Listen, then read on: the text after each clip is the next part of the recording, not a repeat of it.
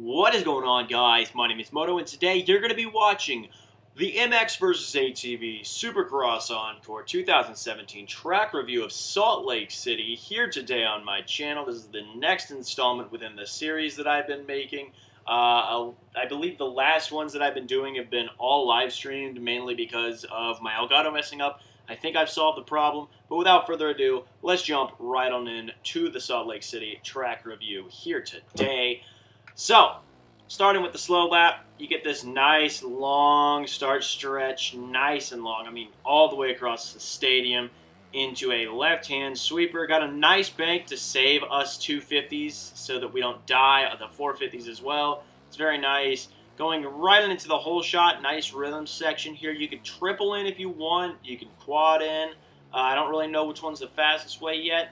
But it's a nice little starter rhythm section, especially for, obviously getting the track going and all of that stuff. I think this is going to be probably one of the more tricky sections to string together perfectly every lap. Maybe not off the start, because normally off the start sections are pretty easy to dial in and get put together. But honestly, it is a pretty easy track to get used to. You take a little left-hander into another rhythm section right next to this. Good little rhythm there.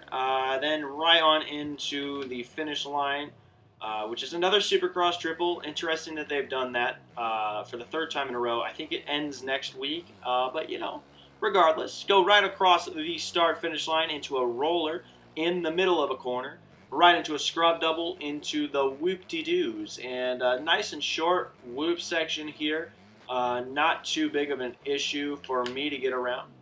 Maybe a little technical for some people.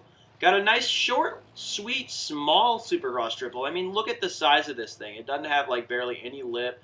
I don't know what they did with it. It's a little strange, because especially when you look at that behemoth and then you take a look at that, like, it just doesn't look the same. Doesn't look comparable. But that's just my perception, and maybe it's normal. I don't know. I think it's smart because of the fact that in real life they're not going to be able to really probably huck that as hard. Of course, I got to reset myself. Anyway, go on the start straight again, hit a double into a corner, and then go right into a little scrub triple, and that is the track to rejoin right where you started, and all of that good stuff. So, anyway, that is it for the slow lap. Let's jump right on into the races right about now.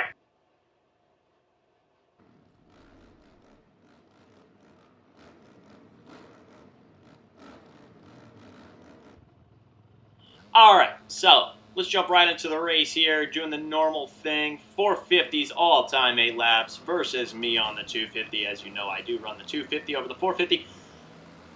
Let's jump right into my thoughts. So I really do like this track. I think that it's designed in a very unique way, to the point where it's very fun.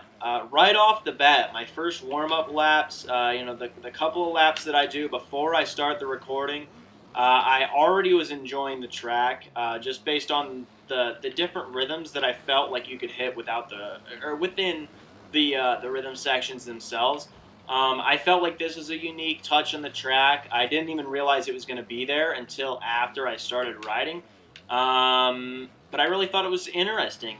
This part, obviously, this Supercross triple thing, it's not really a Supercross triple, was kind of interesting to me, because I don't know if that's what these guys were thinking of doing before they made the track, or if they changed that after a little bit of having the track under development. Of course, I just killed myself right off the track. I don't know. But I do know that I think that's going to be probably similar to how it will be in real life. I don't think they're going to put a gigantic Supercross 75-footer right there, honestly. They've been kind of trying to downscale some of these things so that the guys can actually make it right out of the corner and not die. Like, this Supercross triple is probably not even going to be as big as it is in this game, right there, because it is right out of the corner. They might maybe they'll leave a gap and take out that little double there. I'm not completely sure just yet. But regardless, I really do enjoy the track. I think that this is definitely one of those easier tracks, but funner. I think that the 250 guys are going to have a hell of a good time running this track in tournaments, and I think the 450 guys may hate it. But then again, I mean, I'm not completely sure. They might really like it, and they might not. I mean, I don't really know what to tell you. I personally, after taking a few laps around it, think that this track is just extremely fun. I've been having a blast even playing it, and in general recording it. Um, I don't know. I think a lot of you guys will enjoy it as well. Lap time wise, I feel like the fast guys in the game are going to be running low 40s. Honestly, they'll probably drop 45 maybe max. 45. I'll say 45 to be safe. Obviously, I got some time to shave off of this, making some mistakes, and we drop a 50 flat. So that's my thoughts on it. I feel like I don't know. I feel like this track is very close to how it will be in real life. I originally thought that the jumps off to the right of this hole shot, I thought that was going to be a triple triple, like triple into the corner and then triple back out. But I think that I just probably didn't see it correctly. But I assumed that if it was the triple triple, they'd just take it out and make it a double and all of that stuff. I think the track design they did for this week at least is going to be very, very accurate to what they're actually going to be riding. It's funny to hear Emig point out all of the flaws within the track walks that MX versus ATV does for them and presents Kawasaki's track walk. I think it's hilarious to hear him, just kind of shit on the tracks that MX versus ATV's making. That would have been a heater. That would have been a 45 right there. Wow. I'm kind of irritated at the fact that I just choked that lap. But regardless, and this week I don't think that Emig will be blasting this track at all. I think that this track is very accurate to what we'll be seeing, and that's very exciting. I think that this is a Dungey track, though, and I know that is something that some people will like, some people won't like. I personally want Tomac to win the championship.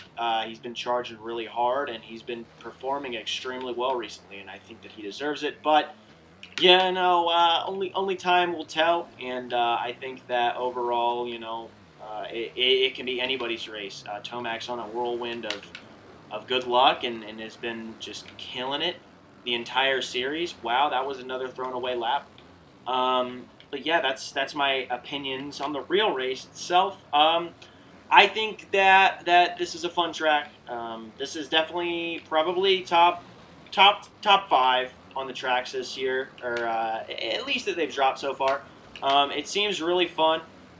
Just to ride in general, like it didn't seem too difficult to get used to, which normally is a bad quality of the tracks. But honestly, this track seems extremely flowy, seems extremely fun. You can hit a bunch of different rhythms, and it feels extremely nice to string a clean lap together, like hopefully I can do right here.